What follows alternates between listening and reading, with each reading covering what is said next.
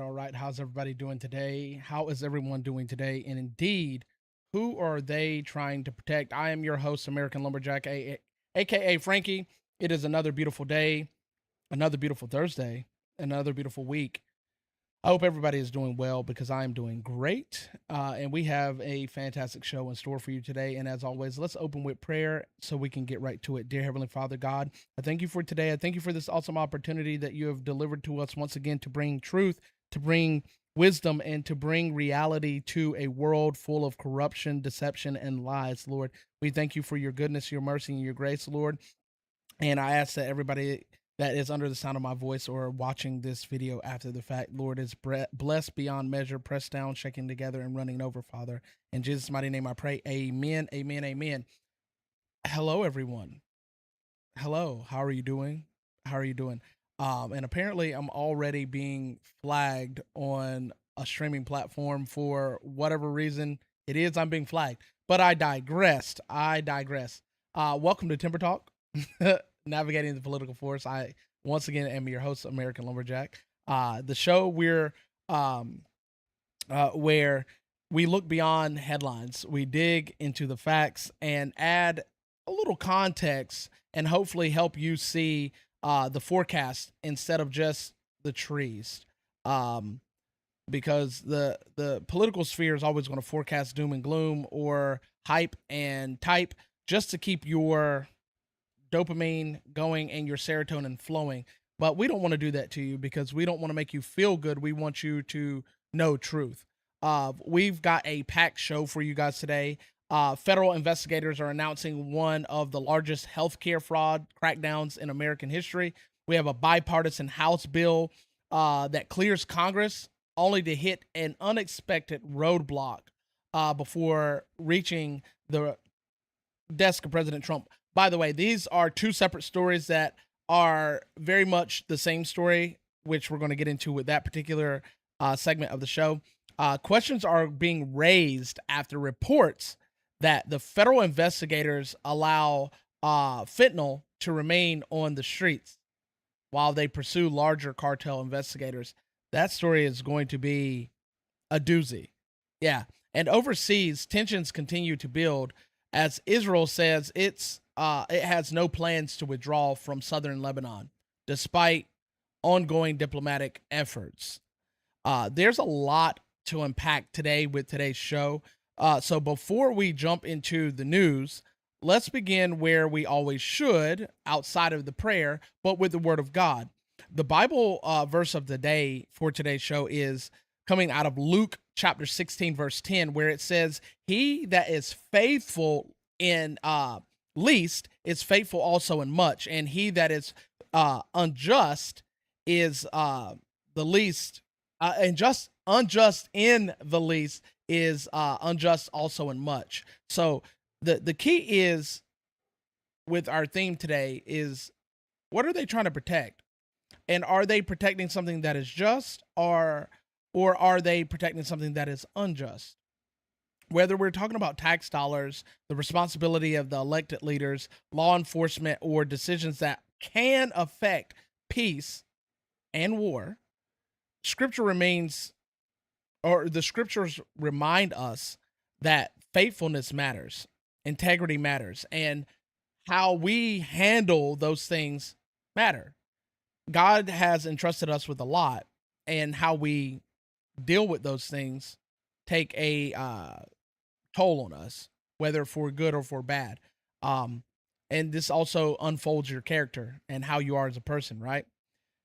With that in mind, let's navigate the political force with our first story today here. Medipaid. Yeah, not Medicaid, Medipaid. So, federal investigators have announced what they're calling one of the largest crackdowns in U.S. history on the healthcare scheme.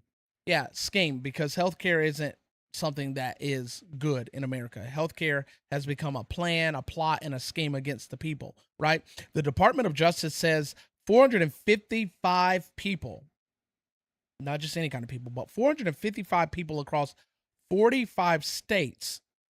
That's roughly about 100 people per state, just so you can keep count here. 455 people across 45 states and territories in the United States have connections to allegations and alleged healthcare fraud. Yeah, you won't hear about this right now because it's constantly being overshadowed by other news, but 6.5 billion in false claims have been submitted to Medicare and Medicaid and other tax funded healthcare programs. So that means those 455 people aren't regular people. That means that these people are medical providers, healthcare providers, doctors, nurses, hospitals, so on and so forth. So those charged include physicians, nurses, pharmacists, healthcare executive, business owners, and other medical professionals. As I stated, officials say the operation involved federal and state agencies working across the country. And then they're not playing any games right now, because this has become an ongoing problem, a misuse and misappropriation of taxpayers' funds. So according to prosecutors, this wasn't one massive criminal investigation or organization. Instead, investigators say they uncovered hundreds of separate fraud schemes operating at the same time. If you guys recall, Minnesota was on the books for medical fraud. And then North Carolina, a group were found in North Carolina doing the same thing. So this is a part of that whole situation, but they're uncovering more as they turn over other stones. So the allegations range from billing Medicare for services patients never even received. And if you guys recall, last year I covered a story outside of this that actually had these same implications and showing the disparities and processes that are used within Medicaid and Medicare to overcome the system, right? To so it's not just that, but they move on to ordering medically unnecessary tests also to make money out of these situations. Submitting false diagnoses to justify expensive treatments, paying illegal kickbacks, paying illegal kickbacks for patient referrals. So you refer somebody, and we're going to give you a kickback for it, right? We're going to help you out, right? And this has been an ongoing thing ever since big pharma, and corporate places have gotten their hands deep into Medicaid and Medicare. And the solution to this is just to remove those people from the government. Stop allowing those groups to have unfettered access to the government, or stop letting those groups lead the conversation when it comes to, hey, who gets paid and who doesn't get paid, right? Billing the government for that they've been billing the government for equipment or services that prosecutors are saying that were never needed. And this is something, as someone that used to be a medical professional, has seen often, where healthcare has become more about crossing every T and dotting every I on the insurance paperwork rather than actually administering care to your patients. And if you don't get all those I's dotted and T's crossed, you're going to get let go. I've seen it with my very own eyes. So the federal officials are saying that these alleged schemes targeted programs that millions of Americans depend on every single day, which means that if the money's being stolen, it's not going to where it's needed. Other people that are using those same services will not get the care that they are so justly due because they're paying into it, right? So one case receiving national attention involves a Texas physician accused of participating in an $89 million fraud scheme. That's not pennies. $89 million, or we can just round it up to 90, would change a lot of people's lives if you just gave them 100,000 each. That's a lot of people's lives that could be changed. And these people are just collecting this money on the backside while others are suffering, right? So according to the prosecutors, the physicians allegedly approved medically unnecessary cardiovascular screening in this particular case right here, tests for student athletes, and signed reports without properly reviewing them.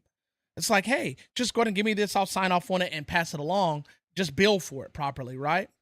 And they get kickbacks. They get money from this situation. So to receive $89 million in kickbacks, you're doing a lot of hoops and jumping through those said hoops to get there, right? As with every criminal case, I cannot speak today. I apologize. As with every criminal case today, these are allegations, and the defendants are presumed innocent until proven guilty, which we know it's not about innocent until proven guilty like it should be. It's about who you are, who you know, and what palms you've greased to make sure that you're innocent regardless of guilt.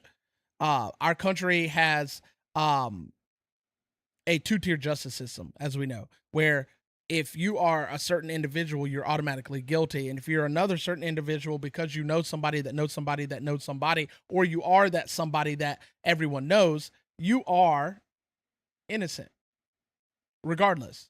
And the system will make sure as such. Hopefully, out of this situation, that something can come of this and we can actually fix these things, because that's your taxpayer money being used and abused, whether it's state or federal. Healthcare fraud isn't a new problem, and it never has been new. It's been the case ever since, again, as I stated earlier, we've allowed Medicaid to be ran by corporations and Medicare to be ran by corporations, and our congressmen and women setting up loopholes for these corporations to wiggle in and get deeper to make out like a bandit, right? So every year, the Department of Justice and the Department of Health and Human Resources or Services conduct a nationwide investigation into providers suspected of abusing Medicare and Medicaid and their reimbursements from those systems. But officials are actually saying that this year operations stand out more than other years, which I don't believe. I believe that what's happening now is that we've finally come to the realization that things can't be hidden for too long. But we have the Joseph Goebbels effect in play here, right? Where Joseph Goebbels says if you tell a lie loud enough and often enough and use the government, that he says state in the quote, but use the government to protect the truth, not the lie, protect the truth, basically hide the truth, then you can get the masses to believe it. And that is what's happened with our medical system. They have told a lie that you need this or you need this or need that or have to do this or have to do that to be able to be whole again. And then they use congressmen and women who are part of the state, right? Not a state, but the state of government to protect that because their interests are aligning because it's money for both of them. Hey, you do this for me, I'll make sure you get $1 million to your campaign and some money on the side to your pocket, right? Going to that offshore account, right? But it's standing out allegedly more this year other than other years because people aren't protected anymore. You don't have that top-down system of protection. And hopefully when things change in administrations that they continue the same placement, but 455 defendants, more than $6.5 billion in alleged fraudulent claims, causes cases spreading across 45 different states and territories. Investigators are out here turning stones over and finding roaches everywhere. So we also look into the telemedicine, home health care, laboratory testing, medical equipment suppliers, prescription drug programs, and specialty medical clinics, all which have contracted with the federal government in some way, shape, or form, or had laws made or policy codes and statutes made by the federal government to protect them. And over the time, these things get swept under the rug and not looked at anymore, allowing the fraud to continue. And that's been the ongoing case for a very long time. And why this matters is because Medicare and Medicaid are the only federally funded programs that help the taxpayers. And it's funded by the taxpayers, right? So when fraudulent claims are being paid, officials say that those funds are no longer available again for legitimate patients. Investigators are also going out and arguing that healthcare fraud isn't always just about money. In some cases, patients may undergo unnecessary procedures, surgeries, receive treatments that they never actually needed. I've seen where they had medical malpractice where people were slated to go get one surgery and ended up receiving another. Like they've had patients receive surgeries where they've lost their testicles because of all these little mix-ups because people are trying to get every little dime they can get out of the system. And then you have accurate medical information entered into the healthcare records that cover up the fraudulent billing.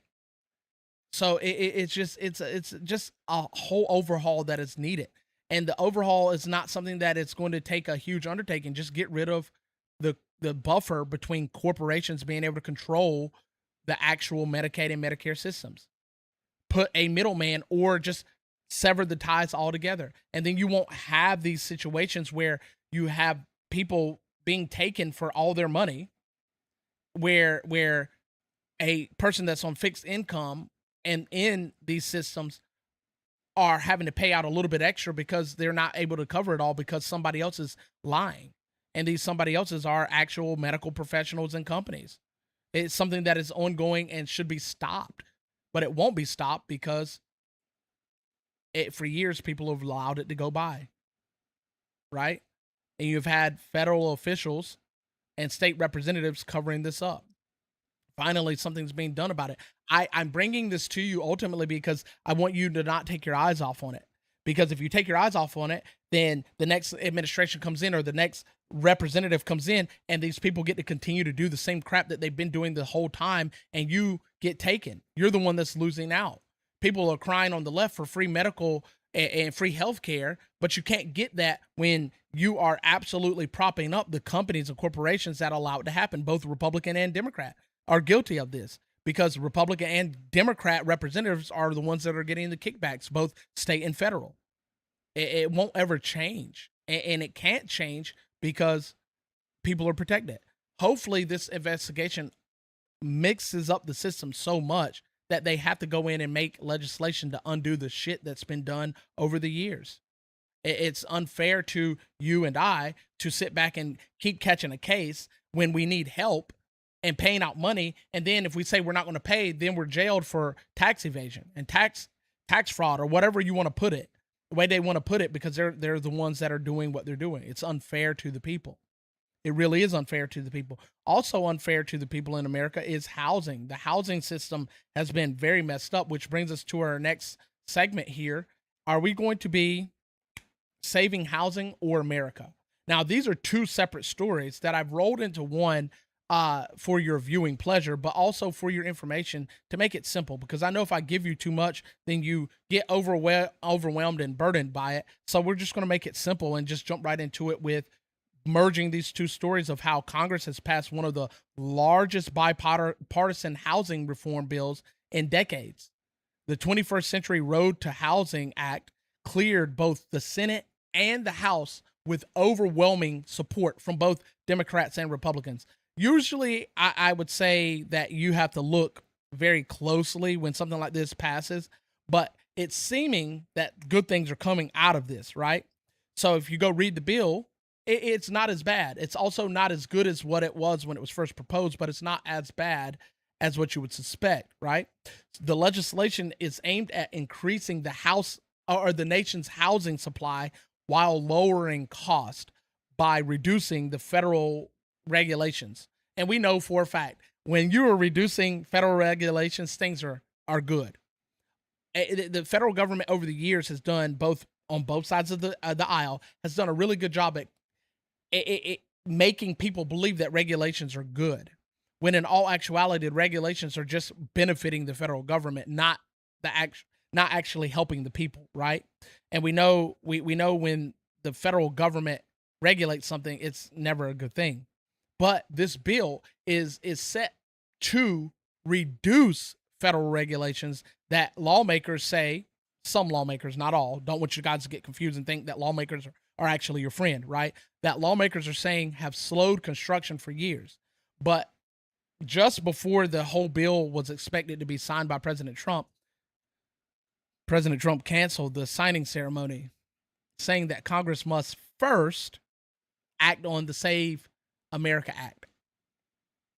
Yeah, the one that they keep dragging their feet on, the one that they, if you've been watching the show for any amount of time, the very same one that they stopped actually talking about on the floor to have dog parades in the Senate floor or in the halls of the Senate building. Yeah, that very same one. The one that the Senate Majority Leader said it's going to take time, but we need to focus on these other things. Bro, it doesn't take time to make sure you shore up your elections, right? But you guys keep twisting it and tailoring it because you're trying to find a way to make the SAVE Act work on your behalf. Well, Trump said, I'm not playing game with you. I'm actually ejecting the game, if you remember the old Nintendo reference there, ejecting the game and not playing game with you until you do what's necessary. And it's almost like Trump is holding the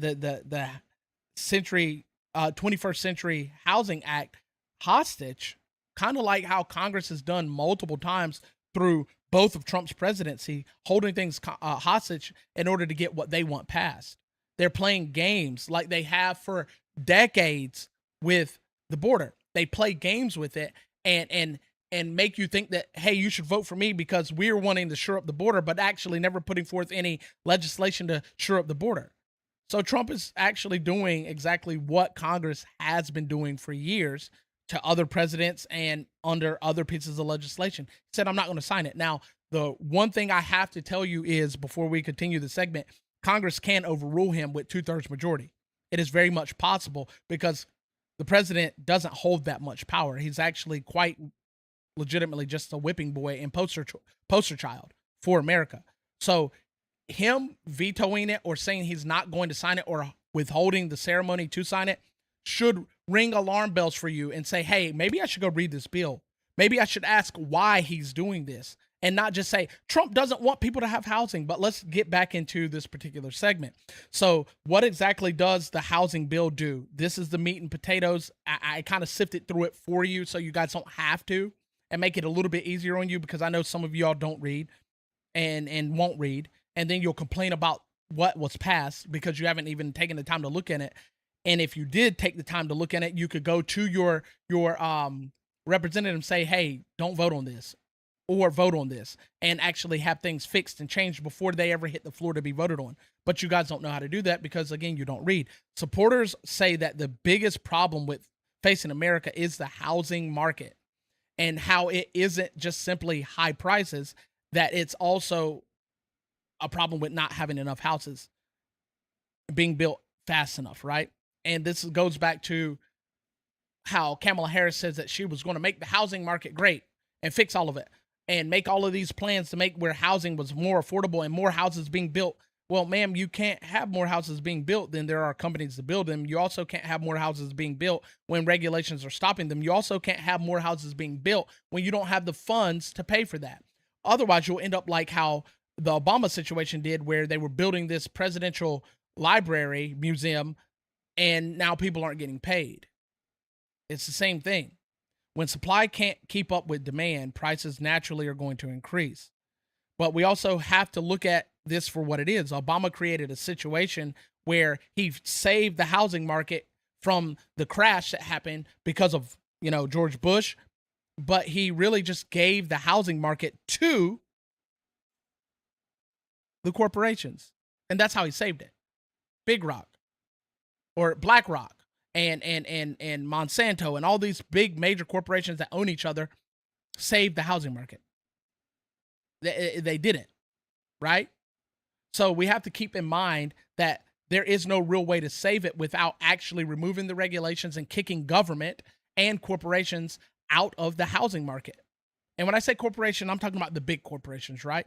So they want to paint this picture that things aren't getting done because of regulation and the lack of houses being built. But really, it's just the government being involved altogether. And the first rendition of this particular bill that was passed actually had more stringent control over regulations, like getting rid of them. It was actually a better bill from the get-go, but became worse over time.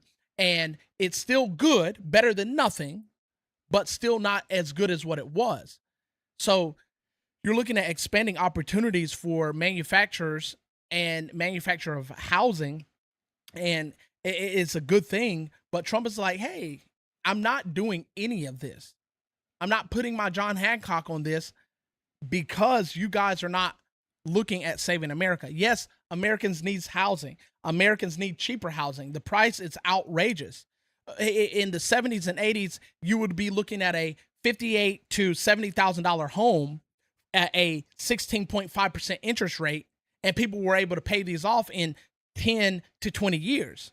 Whereas now you're looking at a $450,000 average home with an 8% interest rate, and people are taking 50, 60 years to pay them off because of the interest rates being lower, but the cost of houses being 4 to 5 times, sometimes 10 times more expensive on average.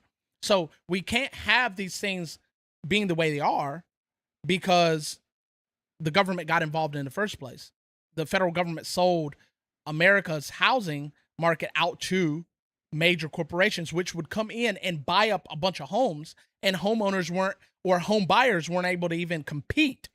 And I know if you're listening to me, you have seen these advertisements or gotten it in the mail where people, hey, we buy homes, sell us your house. We will give you 10% above asking. And if you do that, you sell your house and you make 10% above asking, but you can't find a home anywhere else. Well, this bill kind of sort of fixes that a little bit, but it shouldn't be passed at the behest of America being put on the back burner. Pass the act to fix the elections. Because if we can fix our elections, we can actually tailor who gets in office and who doesn't. We can stop where money is always going to be the revolving door for why people are in office. I don't think the SAVE Act is actually even hard enough on people. I think it should be harder. I think it should be much harder, but it's not. It's not. So we're at a conundrum here where housing needs to be affordable and elections need to be assured. But both of these bills initially, in the way they were presented, were better than what they are now. So if you're not able to see that, then you're a part of the problem. President Trump argues again, always, that election security should come before and be addressed before moving forward in any aspect. And you have the housing affordability is important, but what does housing affordability matter if you end up in situations where people who hate America keep getting in office? I.e., look at New York. 5 people won their primaries. Some of them are going to the federal government. Some of them are going to the state government. And all of these people hate America. You have one lady that was very much pro-abortion. Another lady that says that she wipes her butt with the American flag, or would if she could. So you have people that hate America getting into places of office, and that's not good. We need less people like Zoran Mamdani. We need less people like Rashida Tlaib. We need less of those people that hate America and love this ideology of victimhood, where they present this image of, hey, we're the minority. And then when they get in, they say, hey, we're the majority. And they switch up on you at the drop of a hat. So housing is important, but shoring up your elections is more important. I don't think that the SAVE Act does enough. I don't think it does enough, and it can do more, but we need to start somewhere. And it starts with getting the election shored up to make sure that any old Joe is not sliding in and running for office and winning. This is a real problem in the United States of America, where we have people that are not American voting, and we have people that are not American winning elections. You guys have heard me say it before. I do not believe that a first generation should be able to come to America and run for office. You are too staunchly still stuck in your belief system, and your parents are indoctrinating you or grooming you with the belief systems they've come from. I don't even care if you're an American loving a legal immigrant. First generation shouldn't be able to run for office. Shouldn't be even able to vote. That's how stringent I want it to be. Second generation, you can vote, but you can't run for office. Third generation, you can run for office. Why? Because you've been Americanized. You've learned about America enough and understand America enough to want to be here and love this country for what it is, not what you want to make it to become. Because socialism doesn't work. Communism doesn't work in any form or facet. And these socialists, oh, we've never seen true socialism. Socialism without capitalism becomes communism. That's how that functions. But you guys won't see that because you rather have affordable homes, as the left constantly promotes.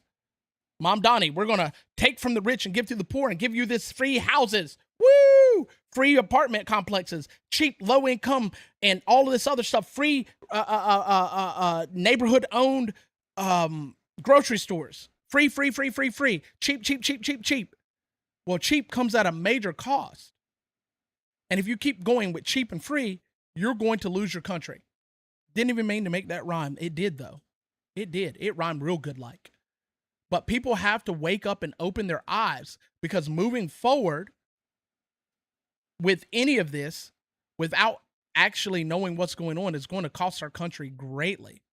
And other things that have cost our country greatly is the drug impact that has been placed on America from other countries shipping crap into our country, like fentanyl. But this time, we're not talking about it as in the cartel. We're talking about it how Americans' government has dropped the ball dealing with fentanyl. They've dropped the ball.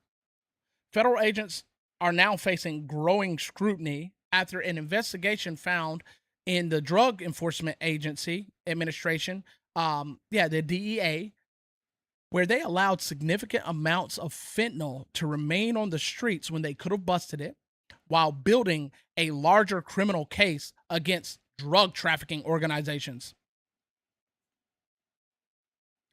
I get giving a little leash, but when you have a drug that is as deadly as fentanyl that is coming in, you don't let that run the streets. This is the exact opposite of what Trump has been trying to do. And if he approved this, which I don't know if he did or didn't, if he approved this operation, he's a hypocrite. I get trying to catch the big dog, but that's not how this works. But according to a report from ABC News, the investigative strategy was used between 2023 and 2025 as agents attempted to identify and dismantle higher level trafficking networks that were connected to Mexican cartels. Instead of immediately seizing and capturing the property and the shipments, investigators say sometimes monitoring the drug transactions are just as important as capturing it. This takes me back, and I'm going to go off the rails a little bit, so just let me rap with you, right? Let me rap with you. This reminds me of how the FBI, still to this day, but always under other administrations, said, hey, we knew about this person. They were on our radar. Yeah, we knew that they were planning something. Yeah, and we watched this person while we knew they were planning something go to this place. I'm reminded of the dude that traveled 200 miles to go kill up a bunch of black people, right? He wanted to kill up a bunch of black people is what he said in his manifesto. And it's crazy. They always have a manifesto. Always. That man didn't travel that far just to kill up a bunch of black people. He traveled that far to take out one person. This show also does conspiracy. It was one particular individual who invented a engine that would run off of water, which would absolutely cripple the oil industry. Yeah. Out of all those people, one particular individual was taken out. And we know, we've seen it in the movies. If you ever seen the Bourne series, the Jason Bourne series, they talk about this, where they would do mass casualties just to get one target, so it doesn't look suspicious. If they put it in a movie, they're telling you the truth about what they actually do. That's what happens. And I'm reminded of this with the DEA. We're going to let these drugs stay on the street so we can get the big fish. DEA, y'all have known who the big fish are. We know for a fact that the CIA put drugs in the black community and the drugs in pretty much any community, right? We know this for a fact. This is not a conspiracy. We know this. So we know that you're doing the same thing with these. You're probably rubbing hands with some of these Mexican cartels. So it doesn't matter what you're reporting. It matters what you're doing. What you're doing is not right. If you take the crap off the street, that's one less family member that's going to pass away. One less family member that someone's going to have to put in the ground. But no, we need to catch the big fish. We got to catch the big fish. You know who the big fish are. You have the power, the prowess, and the necessary means to take these people out. Why? These people are quite literally worse than what we have been paraded around with terrorists. They're worse. Trump coined them narco terrorists. They are the worst kind of terrorists because they don't just kill people, they destroy families, which in turn make new customers because of depression. And these people, because we have no mental health system in America anymore. And so these people turn to the very things that destroy their families in the first place, creating repeat customers. It's almost like how Big Pharma works. Diagnose you, give you this medication, and keep you hopped up on it because we need you to stay as a revolving door. So this crap has to stop. It has to stop. We don't care about the big fish. Stop the little fish, and if you keep catching the little fish, the big fish won't have anything to eat or use. But no, we got to catch the big fish. Even though we've been watching Pablo Escobar for years. We've been watching Rick Ross for years. You watch these people do this shit for years and you do nothing about it. I'm hot right now. I know this is a family-friendly show, but I'm hot. And I ain't talking about because of the temperature outside. This is absolutely ridiculous. People are losing their lives because you want to play games. Oh, the idea is simple. Rather than arresting one person, with one shipment, we can get the whole drug cartel. If that was the case, then we could have shut freaking Mexico's cartels down before they ever got here. Because all they do is come find an American that's willing to sell their own community out, just like the CIA did with the black community. They found one black opportunist that would be willing to sell their community out, gave them the stuff because they know a man in the suit or a person that speaks Spanish with tattoos all over their body and face aren't going to be able to sell stuff to certain kind of people. So you're doing the same thing. You're allowing the same thing to happen. But this time you have someone outside doing it.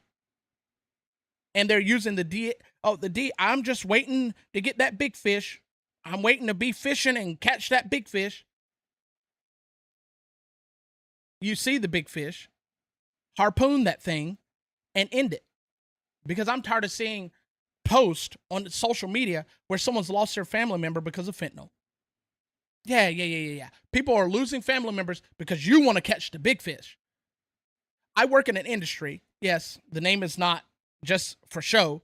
I am a lumberjack. I work in an industry where I see people like a revolving door get hired, get fired on multiple different crews, my crew as well, where they're career users. And I watch how it destroys their family. I watch how it destroys their friends and their job careers. But, we want to catch the big fish. We don't want little Sam who just sold 200,000. We want the guy that's selling to little Sam. Well, Uncle Sam needs to get busy. He needs to get busy. Because how in the hell do you sit here and know this is going on and just playing games with people's lives? Fentanyl remains to be one of the most deadliest drugs in the world. But the United States gets hit the hardest because we have the most users. And then you have this synthetic opioid that is created outside of it. Because originally, just give you guys a history on fentanyl. Fentanyl was originally used for a elephant tranquilizer. You have an estimated drug that has become more synthesized that is 50 times more potent than heroin, 100 times more potent than morphine. Only a tiny amount can kill. So how about we stop playing games with people's lives and having a estimated casualty count that's okay, and just stop the casualties altogether. That would fix a lot of the crap. It really would. It would end a lot of the crap, but it's not going to end because you guys are making money off of this as well. Just like I talked about with the last segment. Because we know for a fact that you don't just keep all that money locked away. Some of y'all skim off the top and some of y'all are extra dirty and steal it, with your uppers not knowing. This is not a war on drugs like Trump says. This is a war on the American people where even our own American agencies aren't doing anything and everything that they can to fix the problem. This is how much I love Americans. I don't care if you're a raging liberal lunatic. I would rather not see you lose your life over drugs that are brought in here illegally from over the border and allowed by our own federal government agencies. That's how much I love America. And I also love America so much that I don't like seeing my fellow American brothers and sisters fight wars that are not their wars to be fought. War or peace is our next segment here. And we're going to jump right into it with what happened. Israel is now refusing to pull its troops out. And they've always been refusing to do this. This is not new, but you gotta spin it a certain way to make people feel good about themselves. But they're refusing to pull their troops out of southern Lebanon.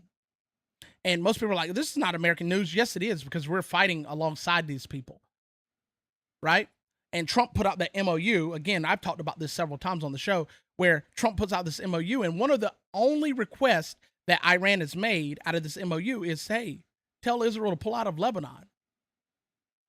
And if you know the history of Lebanon, did you know Hezbollah didn't exist until Israel invaded in 1982? And then Iran helped create Hezbollah to push Israel out of Lebanon? Oh, you didn't know that, because God blesses those who bless Israel and curses those that curse Israel. That's not how Genesis 12:3 goes. You should learn to read. But I digress. Lebanon, we're never going to have peace in the Middle East, because these people are wackadoodles, both sides, both the Muslims and the Jews.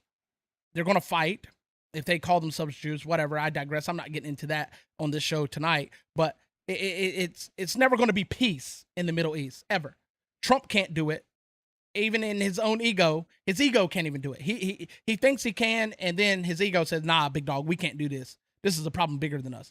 But Israel is refusing to pull out its troops of southern Lebanon because they say it's a security risk, right? Israeli defense minister Israel Katz said that that there is no current way for America's demands to be met, that they will not and cannot withdraw from Lebanon. So some more history for you on Lebanon, right? Southern Lebanon is and happens to be the only place where Christians reside.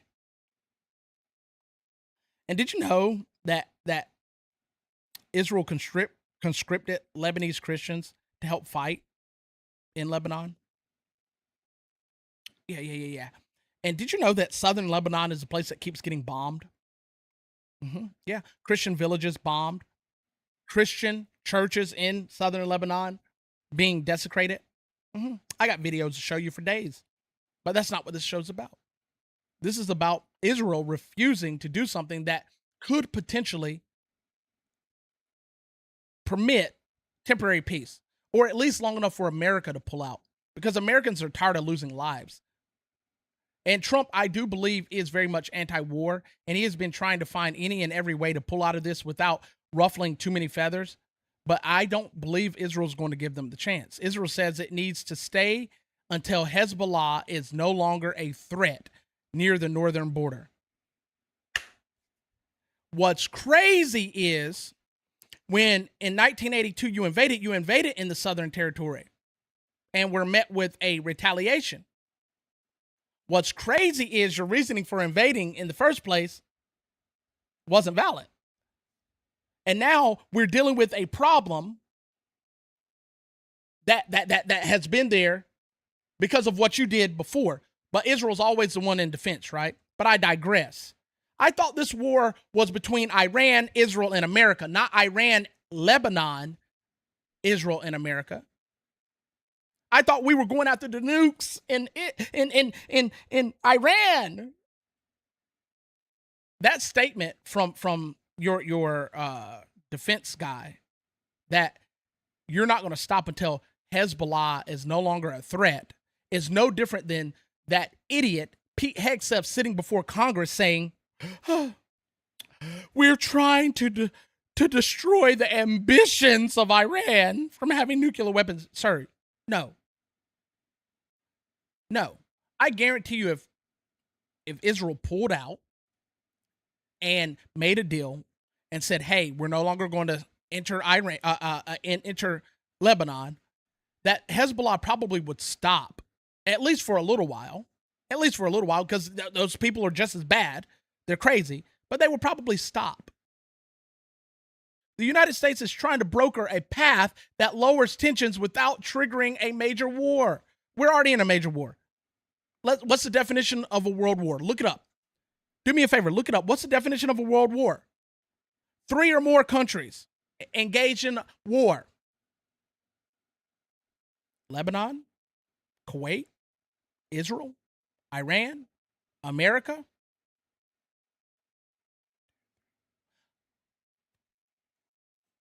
I would say I was never good at math, but I'd be lying. I was good at math. That's 5 countries.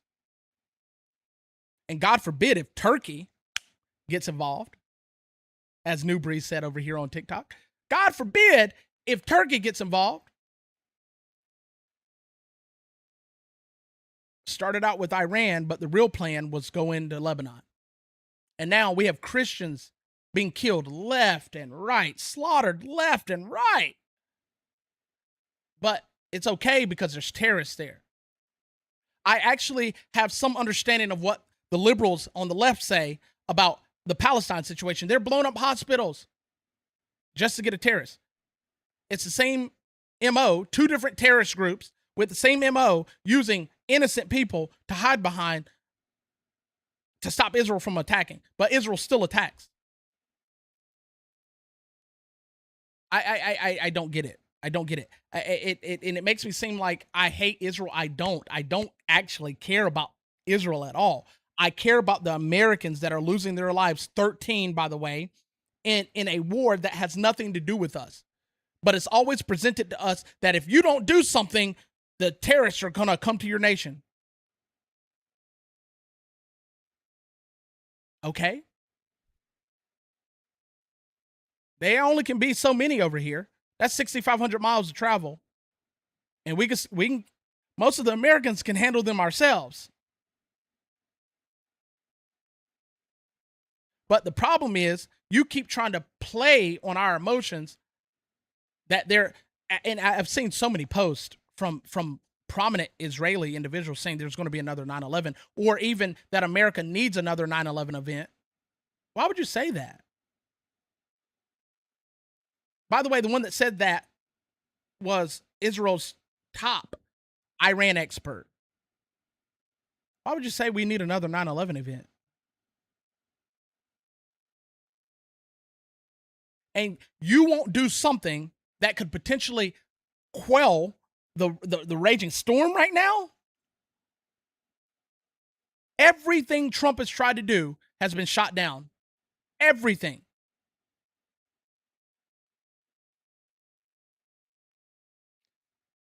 Israel can exist. Jews can exist. Have it. Whatever. I don't care. I don't want America involved. I'm not anti-Muslim, anti-Jew, any of that. I don't care enough. Until it comes to my door, I don't care enough. But right now, what's being brought to my door is by someone that's supposedly, allegedly, possibly an ally. This disagreement is now creating major obstacles. And the crazy thing is, Russia wants it to stop. China wants it to stop. America wants it to stop. The UK wants it to stop. Spain, France wants it to stop. Egypt wants it to stop. All of these nations, first world nations, want it to stop, except for one. The UN didn't support Trump going into this.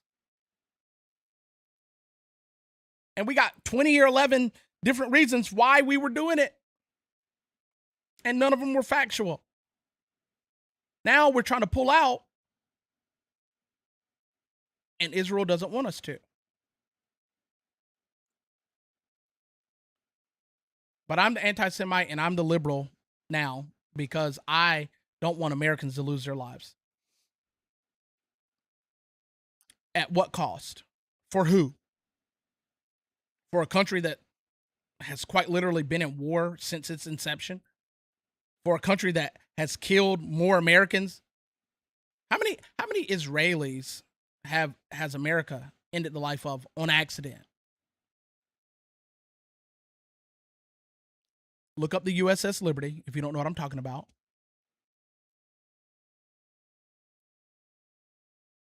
Yeah.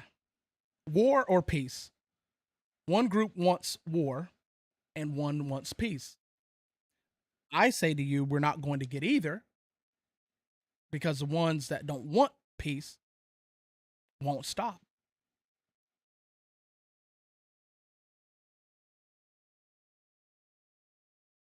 But I'm the bad guy, right? But we're going to move on to something a little bit lighter, like our ding dong of the day here, which is kind of funny because it coincides with Israel. This lady is not too smart. And I don't want you to take this as me supporting AIPAC because I don't. But yeah, what kind of nut job has something like this tattooed on their forehead and smiling about it, all while having a necklace with their name, which appears to be in Hebrew?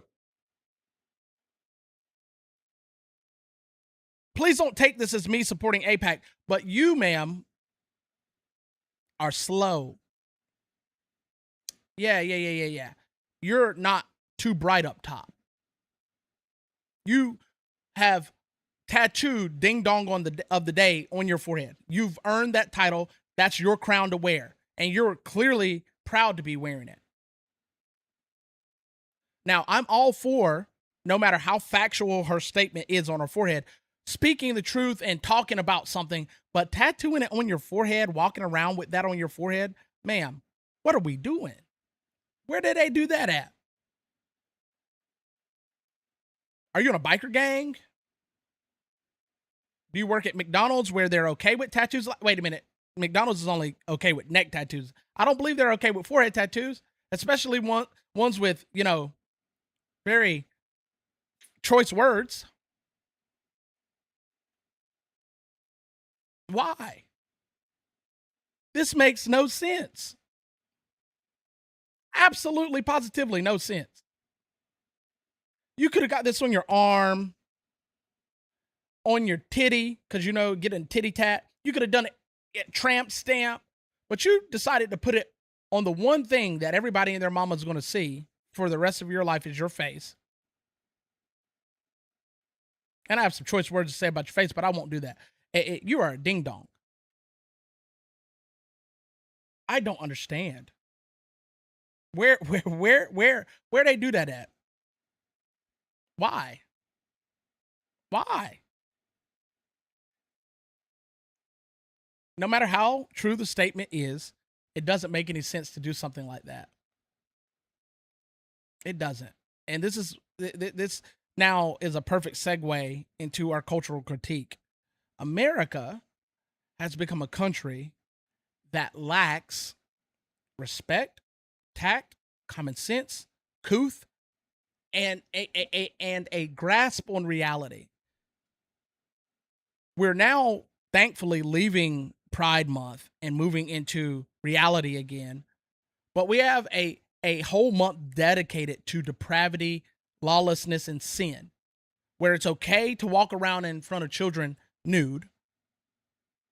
It's okay we live in a country now that it's okay to tattoo dumb stuff on your face. And it's your body, your choice. Fine. If you want to believe that, fine. But don't complain when you can't get a job. Don't complain when you get arrested for indecent exposure because videos surface and pictures surface of you doing this in front of children. We need to live in reality. Our culture is dying, all for social feelings. And it's just not reality anymore, man. It's not reality. Long gone are the days of being modest. If you're modest now, you're considered to be a prude. If you don't tell everybody your business now and what you do behind closed doors, you're not a part of the cool crowd. If you don't break every law that God created willfully, purposefully, you're not truly a good person. We live in a reality now that is completely abscond of truth. And when you tell someone the truth, you're a bigot. When you tell someone the truth, you're a xenophobe. When you tell someone the truth, you're an anti-Semite. When you tell someone the truth, you're a Islamophobe. Well, the truth is never going to stop coming out of my mouth. And nor do I hope it ever stops coming out of your mouth or going into your ears. Because if we let the truth die, then they really win. And then you will stop being able to see the forest for the trees. I'm your host, American Lumberjack. Thank you for joining me.